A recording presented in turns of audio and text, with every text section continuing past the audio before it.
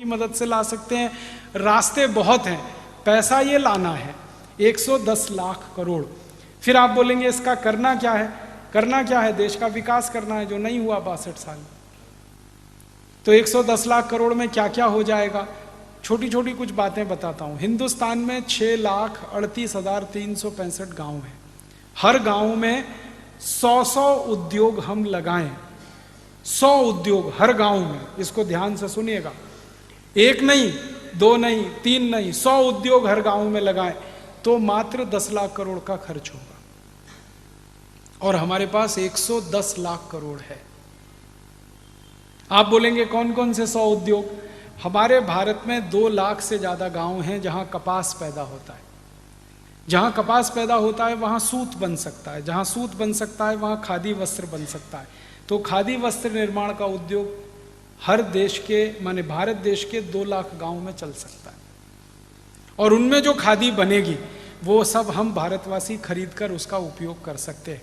अभी भारत में 1% लोग खादी खरीदते हैं। अगर 100% लोग खादी खरीदें तो 2 लाख गांव में बनने वाली सारी खादी बिक जाएगी और 15 करोड़ भारतवासियों को उससे रोजगार मिल जाएगा। आप बोलेंगे हम खादी क्यों खरीदें? खादी इसलिए खरीदिए कि उसका उत्पादन करने वाला शेतकरी जो कपास उत्पन्न करता है। खादी इसलिए खरीदिए कि कपास उत्पन्न होने से सूत बनता है, सूत बनने से कपड़ा बनता है। वो कपड़ा आप खरीदेंगे तो पैसा किसी शेतकरी के घर में जाता है। आप ये मानते हैं कि विदर्भ के शेतकरी आत्महत्या ना करें तो उसका एक ही रास्ता है कि आप खादी खरीदें, क्योंकि विदर्भ में सबसे ज्यादा कपास पैदा होती है और कपास पैदा करने वाला ही शेतकरी सबसे ज्यादा आत्महत्या करता है, क्योंकि कपास का भाव नहीं मिलता। भाव क्यों नहीं मिलता? क्योंकि कपास के बने हुए खादी की बिक्री नहीं है। और बिक्री क्यों नहीं है? क्योंकि आप टेरिलीन, टेरिकॉट, शिफॉन, जॉर्जेट पहनते।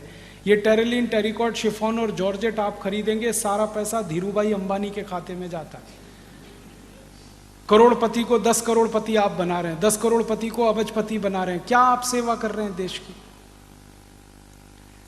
कोई भी सिंथेटिक कपड़ा आप खरीद रहे हैं, पैसा अंबानी बंधुओं को ही मिलेगा।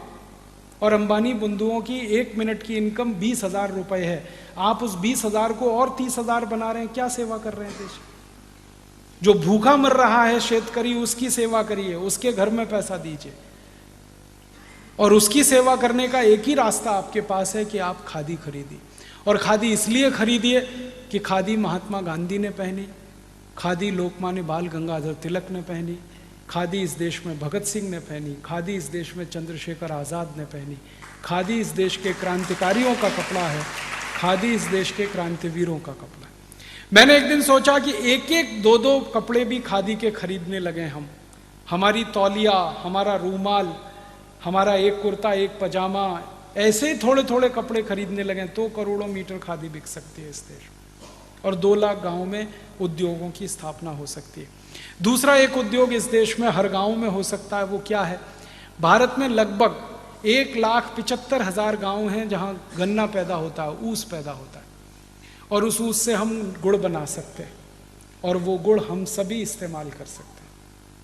तो आप बोलेंगे साखर का क्या करें? साखर का एक्सपोर्ट करो, गुड़ का इस्तेमाल खुद करो।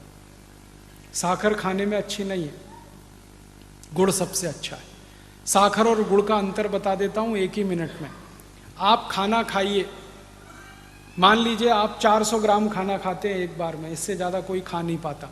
400 ग्राम खाना खाया और 10 ग्राम गुड़ खा लिया आपने भोजन के बाद, तो 400 ग्राम खाने को वो 10 ग्राम गुड़ पूरा हजम करा देगा, पचा देगा। इतनी ताकत 10 ग्राम गुड़ में है। और अब इसका उल्टा बता देता हूं।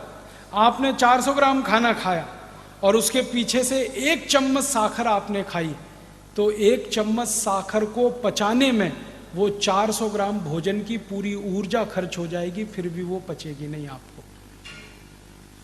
इतना अंतर है साखर और गुड़ में। इसलिए खाना है तो गुड़ खाइए, साखर बंद करिए। तो आप बोलेंगे फिर ये साखर कारखानों का क्या होगा? ये चलाएंगे हम, विदेशों में बेचेंगे साखर को, जिनको खानी है खाएं, मरना है मरे, हमसे क्या, ले लो। डायबिटीज में मरो, हार्ट अटैक में मरो, कोलेस्ट्रॉल बढ़ा के मरो, हमको क्या, लेना है ले लो। फिर उनको जागृति आ जाएगी विदेशों में भी जागृति आएगी, तो फिर वो साखर नहीं गुड़ मांगेंगे, तो अच्छा है, सब कारखाने बंद करके गुड़ बनाएंगे हम, तो सारी दुनिया को खिलाएंगे, हम खुद खाएंगे।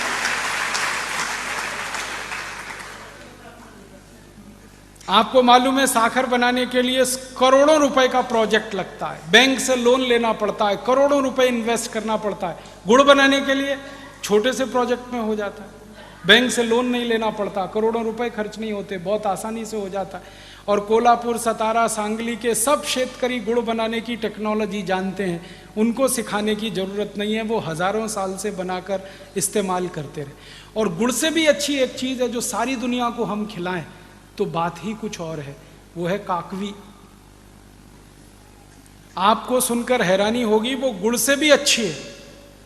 गुड़ तो अच्छा है ही, लेकिन वैज्ञानिकों ने जो रिसर्च करके दिया वो बताया काकवी गुड़ से भी 100 गुना अच्छी।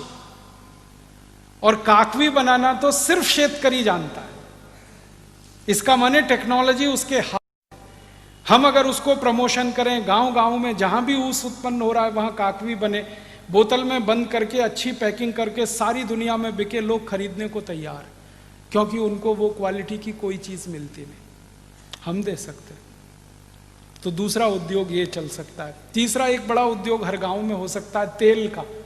हमको मूंगफली का तेल चाहिए, शेंगा का तेल चाहिए, तिल का तेल चाहिए, सरसों का तेल चाहिए, और ये सब शेंगा तिल गांव में उत्पन्न होता है। 2 लाख गांव हैं जहां शेंगा होता है, जहां तिल होता है, जहां सरसों होती है, हर जगह तेल निकल सकता है गांव में।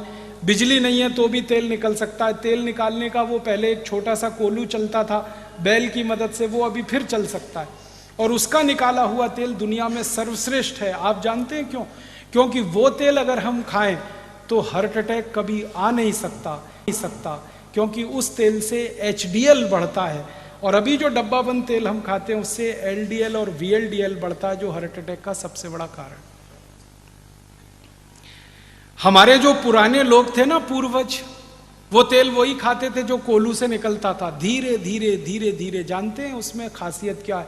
टेम्परेचर नहीं बढ़ता तेल का, बहुत धीमे धीमे निकलता है, तो तेल की सारी पौष्टिकता, जो उसका प्रोटीन तत्व है, वो जिंदा रहता है उसमें, और उसी कारण किसी को हार्ट अटैक नहीं आता था। हमारे पुरखे बहुत तेल खाते थे, तूप भी बहुत खाते थे, तो भी हार्ट अटैक नहीं आता। अभी हम डब्बा बंद तेल खाते हैं, ये डब्बा बंद तेल मशीनों से निकलता है। मशीन से जब तेल निकलता है तो टेम्परेचर इतना बढ़ता है कि तेल की सारी पौष्टिकता जल जाती है। फिर उसमें दूसरे तेल मिलाते, सरकार ने उनको लाइसेंस दिया हुआ है भेड़सेड़ करने का, मिलावट करने का। आपको मालूम है शुद्ध तेल में बाहर से आयातित बहुत सारे दूसरे तेल मिला देते, और वो तेल आपको हजम नहीं होते, फिर आपके जीवन में दुख का कारण बनते हैं। तो हम शुद्ध तेल गांव गांव निकलवाएंगे बैलों से, फिर तेल का कोलू चलवाएंगे, बैलों को काम मिलेगा, शेतकरी को काम मिलेगा, तेल का डब्बा गांव से भर के शहर में आके बिकेगा, और इस तेल को खाने के लिए लोग तैयार हैं, देने वाले नहीं है। 56,000 कोटि रुपए का बाजार है तेल का हिंदुस्तान में। हम कम से कम 10 कोटि शेतकरी को रोजगार दे सकते हैं तेल के उद्योग, ये हम करेंगे।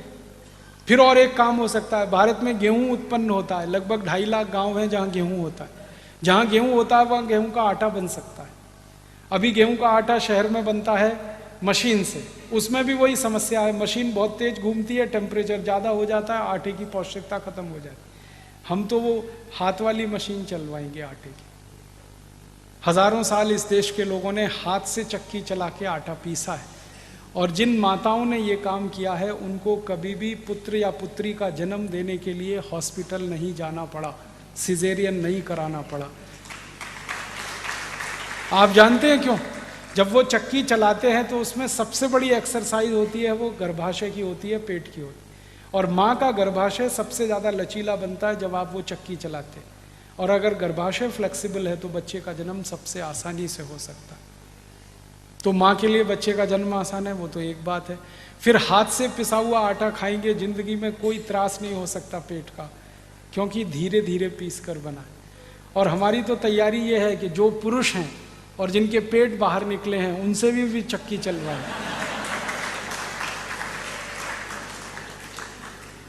उनका भी पेट अंदर चला जाएगा, वो स्लिम और ट्रिम हो जाएंगे। ऐसे भी चक्की चलाते हैं ना, स्वामी रामदेव जी चलवाते हैं कि नहीं? फिर असली में चलवाएंगे, गांव गांव में आटा भी बनेगा लोगों को रोजगार मिलेगा, हमको बेस्ट क्वालिटी। और आपको माहिती है, शेतकरी गेहूं बेचे तो 11 रुपए किलो और गेहूं का आटा 26 रुपए किलो। तो गेहूं क्यों बेचना, आटा बना के बेचना ना, फिनिश प्रोडक्ट देना, रॉ मटेरियल गांव से बाहर नहीं लाना। भारत में 90,000 गांव हैं, 90,000, जहां बटाटा उत्पन्न होता है। अब बटाटा जहां है वहां बटाटा चिप्स बनवाएंगे गांव गांव से और शहर में बिकवाएंगे। विदेश की कंपनी आके बटाटा चिप्स बेचती है 400 से 500 रुपए किलो, हम 100 रुपए किलो तो बेच ही सकते हैं। रफल्स है, हॉस्टेस है, टॉप रेमन है, ये सब 400-500 रुपए किलो के हैं। हम हमारे गांव का बटाटा चिप्स 50 रुपए 100 रुपए किलो बेचे, करोड़ों लोगों को काम मिल सकता है। फिर टमाटर पैदा होता है 65,000 गाँव में, टमाटर का सॉस गाँव में बन सकता है, वो शहर में बिक सकता है। अचार है, मुरब्बा है, ऐसे 100 उद्योग हर गांव में चल सकते हैं। और एक उद्योग में 10 लोगों को भी काम मिला तो 1,000 लोगों को रोजगार हर गांव में मिलता है। और अगर 1,000 लोगों को गांव में रोजगार मिला तो 1,000 परिवार की जिंदगी सुधरेगी। इस देश का बेरोजगारी गांव से बिल्कुल खत्म हो जाएगी। और मैं तो वो दिन देख रहा हूं कि शहरों में बसे हुए लोग गांव भागकर वापस जाएंगे, क्योंकि उनके घर के पास ही उनको रोजगार मिल जाएगा। शहरों के लोग अगर गांव वापस चले जाएं तो झुग्गी झोपड़ियां खत्म हो जाएंगी। मुंबई की धारावी जो झुग्गी झोपड़ी है वो हमारे मुंह पर तमाचे की तरह से, वो इसलिए है कि गांव में रोजगार नहीं है तो मुंबई जाके उनको रोजगार ढूंढना पड़ता है। जब गांव में काम मिलेगा तो कोई झुग्गी झोपड़ी में क्यों रहने शहर में जाए। ऐसी व्यवस्था हम बनाना चाहते हैं और इस पूरी व्यवस्था को बनाने में मात्र 10 लाख करोड़ का खर्चा है और हमारे पास 110 लाख करोड़ है। फिर बचेगा पैसा 100 लाख करोड़, उसका क्या करेंगे? फिर उसके दूसरे काम करेंगे, सड़क बनवाएंगे गांव गांव। फिर उसके बाद बचेगा तो क्या करेंगे? बीज की व्यवस्था करेंगे, इलेक्ट्रिक करंट दिलवाएंगे हर गांव में। भारत के हर गांव में 24 तास इलेक्ट्रिक करंट मिले, उसके लिए 4.5 लाख करोड़ का खर्चा करना आसानी से कर सकते हैं। छोटे छोटे पावर स्टेशन बना सकते हैं, 1 मेगावाट के, 2 मेगावाट के, और 10 गांव को बिजली सप्लाई हो वो एक पावर स्टेशन कर देगा। अभी पावर स्टेशन बहुत बड़े हैं, 1000 मेगावाट के, 1500 मेगावाट के। उनकी समस्या क्या है कि वहाँ जो बिजली उत्पन्न होती है 11,000 वोल्ट की होती है और घर में जो बिजली इस्तेमाल होती है वो 220-240 वोल्ट की होती है। तो 11,000 वोल्ट पे पहले बिजली पैदा करते हैं, फिर उसको स्टेप डाउन करके नीचे नीचे लाके 240 वोल्ट पे कन्वर्ट करते हैं। हजारों यूनिट बिजली फालतू में बर्बाद होती है। हम इस व्यवस्था को बदलना चाहते हैं। 1 यूनिट भी बिजली बर्बाद नहीं होनी चाहिए। क्या करें? छोटे पावर स्टेशन बनाओ, 1 मेगावाट का बनाओ, 2 मेगावाट का बनाओ, तो बिजली ही 240 वोल्ट की पैदा करो, तो स्टेप डाउन करनी ना पड़े। तो घरों में इस्तेमाल करने के लिए बिजली अलग, कारखानों में अलग, रेलवे के लिए अलग, ये 3 स्तर पर हम अलग अलग कर देंगे तो फालतू बिजली खराब नहीं होगी और जितनी बिजली हमने बचाई उतनी उत्पादन हो जाएगी। और 35 से 37% हमारे यहाँ जो ट्रांसमिशन लॉस है ये पूरा हम खत्म कर सकते हैं। छोटे पावर स्टेशन बना के ये काम कर सकते हैं। ये करने के बाद भी पैसे बचेंगे तो हॉस्पिटल बना देंगे, स्कूल बना देंगे, कॉलेज बना देंगे, सब हो जाएगा। गांव में कुछ नहीं बचेगा तो भी हमारे पास 60 लाख करोड़ बचेगा। 50 लाख कोटी में सब काम हो जाएगा। फिर हमें सोचना पड़ेगा अब क्या करें, कुछ करने के लिए नहीं है तो फिर योग करेंगे, प्राणायाम करेंगे, हम सुधरेंगे, उनको सुधारेंगे, अपनी सीट सब स्वर्ग में बुक कराएंगे और क्या करेंगे, फिर यही करेंगे। और 60 लाख कोटी जो बच गया उसको फिक्स डिपॉजिट में रख देंगे भारत माता के नाम से, उसका 10% का ब्याज भी मिला साल का तो 6 लाख कोटी हो गया। उतने पैसे से देश का बजट बना लेंगे, टैक्स लगाने की जरूरत नहीं है, पूरे देश को 0 टैक्स बना लेंगे।